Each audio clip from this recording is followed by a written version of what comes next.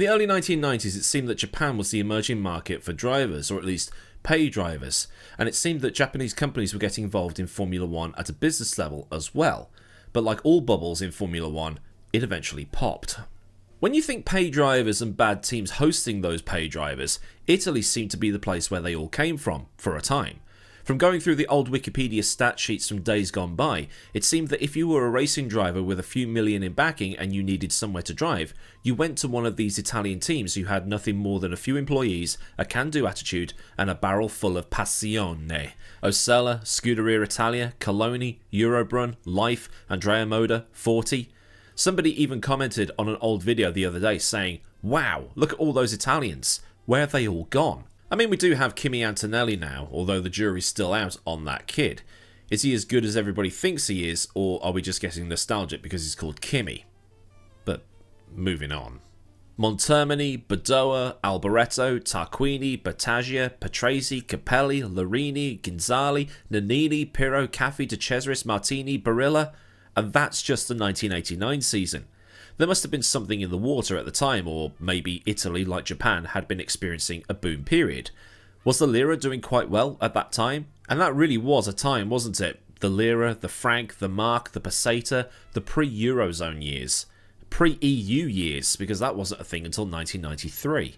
But Japan seemed to be doing pretty much the same thing, just on a much smaller scale.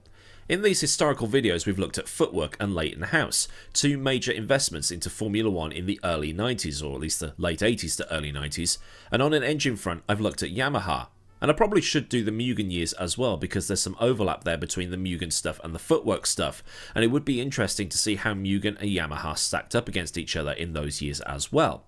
Plus, Mugen has one more win than Yamaha, and actually Toyota for that matter, but you know what I mean. So Japan had a little bit of a presence in Formula 1 by the early 90s. It just needed a breakout star. Satoru Nakajima and Aguri Suzuki had their moments in their time in Formula 1 and were the first full-time drivers in the sport. Before those guys, there had been a smattering of one-off drives from the likes of Masahiro Hasimi, who started the 1976 Japanese Grand Prix. There was Masami Kuwashima, who started that same Grand Prix, Noritaki Takahara, who also started that same Grand Prix, and there was also Kazuyoshi Hoshino, who, you guessed it, started the 1976 Japanese Grand Prix. This was the days before the Concord Agreement, where there would be local have-a-go heroes doing their home Grand Prix, so they would be forever able to say that they contested a Formula 1 Grand Prix, and say that they were a Formula 1 driver. This was pretty common, especially in the 60s, and especially at Monza and the Nürburgring. Especially Lisa, but especially Bert. Kunimitsu Takahashi, the father of drifting, contested the 1977 Japanese Grand Prix, and he was the last Japanese driver before Nakajima came onto the scene with Lotus in the late 1980s. But after Nakajima and Suzuki came Katayama. Ukyo Katayama was a relative unknown in Europe when he joined the F1 grid in 1992. By this point, the economic bubble in Japan had burst, and Leighton House was back to being March, because the owner of Leighton House, Akira Akagi, had been paid a visit by the Rozzers due to the Fuji Bank scandal that involved all sorts of money laundering, scams and frauds. Katayama joined the Larrousse team, a team that has a long history of this and that over the years, such as the team co-owner Didier Calmels murdering his own wife for sleeping with somebody who wasn't Didier Calmels. Now in France, that's considered a crime of passion, so he didn't go to prison for as long as somebody would for, I don't know, murdering somebody, gang beef or something along those lines. The Larrousse team also found itself fighting against the French government in some cases, thanks to Evans' law forbidding football teams and Formula 1 teams from having tobacco or alcohol products advertised on cars or shirts. Unless your name is Guy Ligier, in which case, carry on. The teammate for that year was Bertrand Gachot, fresh out of prison, and the man who, in an alternate universe, didn't pack pepper spray in his suitcase and give us Michael Schumacher. But Bertrand was a good yardstick for Ukyo to measure against, and Gachot scored the team's only point that year.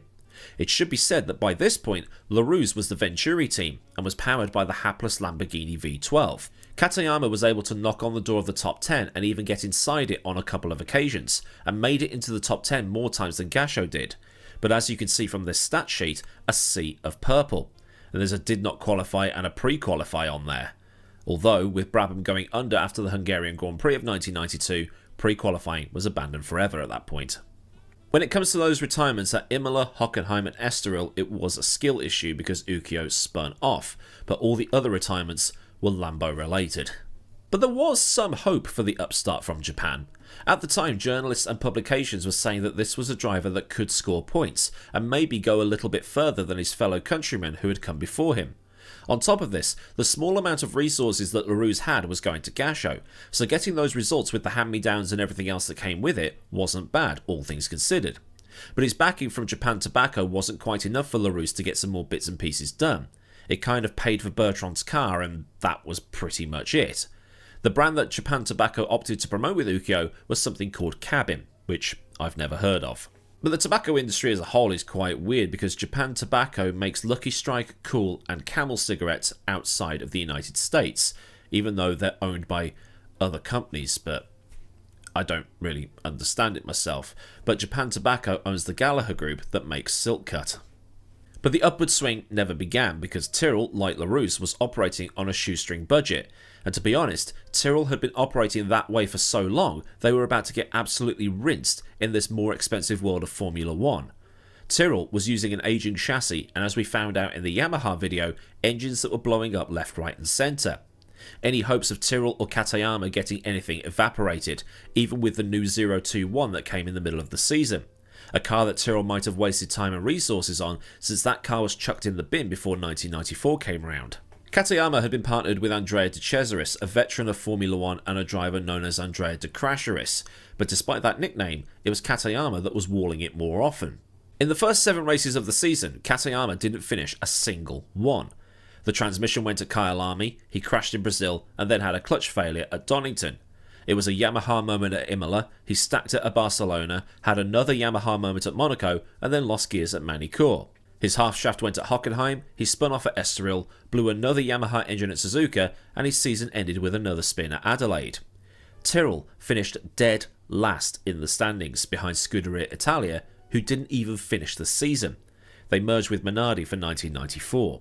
Journalists wrote at the time that maybe he was pushing the car a little bit too hard to try and impress other team bosses, and in doing so, breaking it because the Tyrrell just simply wouldn't be able to do what he was trying to get it to do. But 1994 was a year that Tyrrell probably needed at a selfish level, the hasty banning of the driver aids that had flooded the grid in 1993. Williams and McLaren both ran highly advanced cars, and the other teams ran at least one computer gizmo, so Tyrrell knew that if this carried on, they'd be left behind again, much like they were in the turbo years. The banning of the driver aids meant a level playing field, and Tyrrell didn't need to allocate budget and resources they didn't have to developing an active suspension system or ABS system or fully automated gearbox. But there was help at a monetary level, because Mild 7 had decided to put some money into the struggling team on top of the money they were already giving Benetton for title sponsorship. So with this financial boost and Mark Blundell joining as a bit of experience, it meant that Tyrrell had its best season in forever, and at the same time, Ukyo was able to attract some attention. He scored his first ever Formula 1 points at Brazil, getting 5th place, and followed it with another 2 points for finishing 5th at Imola, although those points were attained with a heavy shadow lurking over the whole weekend. If it had been a normal race weekend, he would have been hailed as a hero. But following that, it was another case of Yamaha gonna Yamaha or going Spinala, because as you can see here, another sea of purple on the stat sheet. The engine blew up at Okayama, the gearbox went in Monaco, he had another engine failure in Spain before crashing in Canada. He crashed again in France, had throttle problems at Hockenheim which took him out of 2nd place, got wiped out by the Jordans at the Hungaroring after qualifying 5th, and then had Yamaha woes again at Belgium. He spun off at Monza, had the gearbox fail at Estoril, binned it at Suzuka, but benefit of the doubt given because of the conditions, but he then spun off again at Adelaide. But his qualifying performances in 1994 were actually really good, on a few occasions out-qualifying the more experienced Blundell, and like I said, he got 5th at the Hungaroring. Any bad qualifying sessions he had were because of yellow flags, red flags, or a slow car getting in the way. More often than not, he was firmly in the mid-pack. His performances through 1994 led him to be labelled 1994's most improved driver. Murray Walker, in a bout of, enthusiasm, ended up pulling a Murrayism that most would hold on to forever. He said that Katayama was the finest Grand Prix driver that Grand Prix racing had ever produced. I think he meant to say Japan, but Murray said it, so I'd take it. It's on record after all. It's not until you go back to those old races that you see that he didn't half say some stuff, but that's why people loved him, I guess. Murray Walker, that is. I've actually never heard Katayama talk. But round comes 1995, and Mild 7 was looking to put Ukyo in the most unlikely of places. Benetton. We've seen it recently, and we've seen it loads of times in the highly commercialised world of Formula 1 that engine suppliers and sponsors will want a local driver in the car. Audi has Hülkenberg because he's German. Mercedes signed an all-German lineup for 2010 when they returned, and Tsunoda is in the credit card mobile mostly due to his association with Honda, with him hotly tipped to move to Aston Martin when they get Honda power in 2026. A contract was put in front of Katayama, but he was unable to sign it because there were already 2 drivers there. Schumacher is the first, obviously, given that he was now the reigning world champion, but in the other car was Johnny Herbert, a man who shouldn't have had a career given what happened to him at Brands Hatch in the late 80s, but there he was. He's lucky to be alive, let alone walk, but that's a story for another day. At the tail end of the 1994 season, a video I've done in full if you're interested, there was a revolving door of drivers coming and going as several teams were basically hiring anybody who had money just so they could survive. Only Tyrrell, Footwork, Minardi and Pacific kept the same lineup all year. Some of the teams, such as Simtek, Williams, Benetton and Ferrari, had to replace drivers through injury or tragedy, while teams like Lotus and Larrousse were hiring people based off the backing they brought with them, which led to the string of pay drivers seen on the grid towards the end of that year. Hideki Noda, Domenico Schiattarella, Taki Inui, Jean-Denis Delatraz and so on have become notorious in the time since 1994, with their presence on the grid leading to the top teams complaining to the FIA about safety because these pay drivers were being lapped multiple times a race, more than normal for those days, and when Simtek went bust in 1995, meaning that cars had to literally just set a time to get on the grid, it all led to the 107% rule for 1996.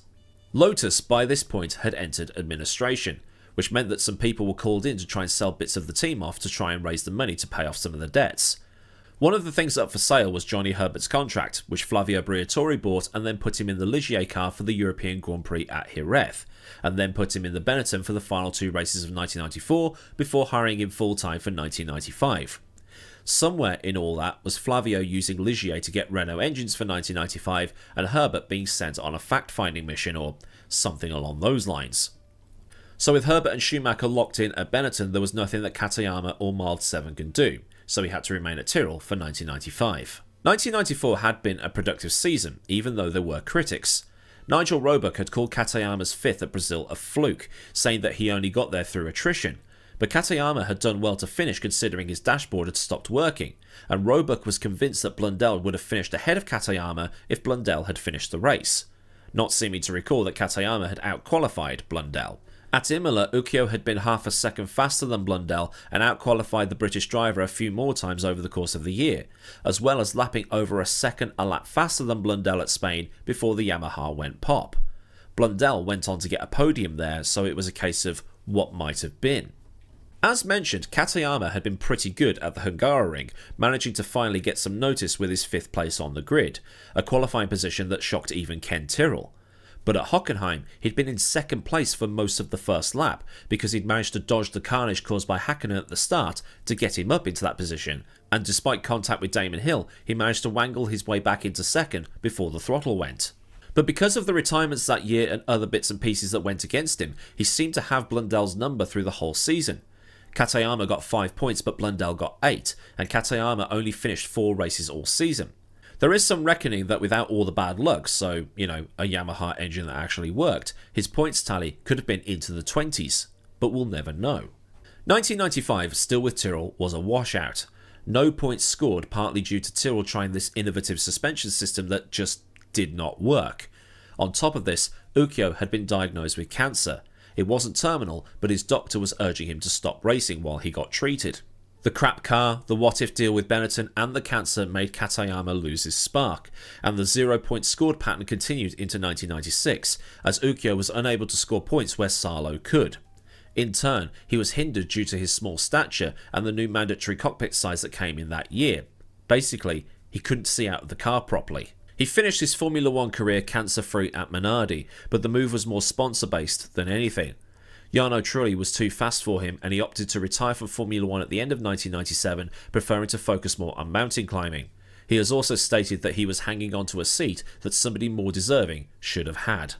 He did, though, get 2nd overall and won his class at the 1999 24 Hours of Le Mans.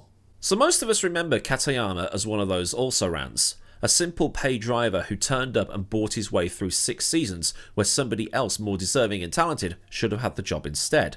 One of those guys who was more likely to cross a gravel trap than the finish line, and most people will only remember him for doing a loop-the-loop over the back of Pedro Lime's Minardi at the 1995 Portuguese Grand Prix, or the guy who drove a strikingly coloured Minardi on Formula 1 1997. And because of you only being as good as your last result, we often associate Katayama with being bad. But in 1994, he was briefly up there with the best, having a Heinz-Harald Frentzen 1999 style season, or doing what Sergio Perez or Giancarlo Fisichella achieved with mid-grid cars. It starts to beg more questions. What if Tyrrell had an engine that actually worked? The claim that Katayama might have been 5th or 6th in the championship with everything going on starts to look a bit more realistic, but we just won't ever know. As one of the sources that I used for today's video said, if you get one good result in a sea of bad results, it can be considered a fluke, something like Lance Stroll at Baku in 2017 or Pastor Maldonado winning the 2012 Spanish Grand Prix. But if you have lots of good results over the course of a season, then that's not necessarily luck. You've earned that. So then, a look at Ukyo Katayama, one of the quieter names on the grid who had a 1994 season that should have been much more than it actually returned for him. If this has been something interesting for you and a look at somebody you didn't know that much about, then do like the video so I know a good job was done. And for more stuff like this, get subscribed and also get that bell on so you never miss out on anything else I do around here. Massive thanks as ever go out to the rad lads at Patreon for the continued support, and if you want to help pay the bills around here, then there's a link to Patreon in the description, along with links to Discord, socials, affiliates and other bits and bobs you might want or need to know. Well, there's super thanks if you just want to top up my coffee cup, and memberships for those that want to Patreon without the Patreon, because Patreon is a verb now. So until next time, I've been Aidan Millward, have a great day wherever you are, and sayonara.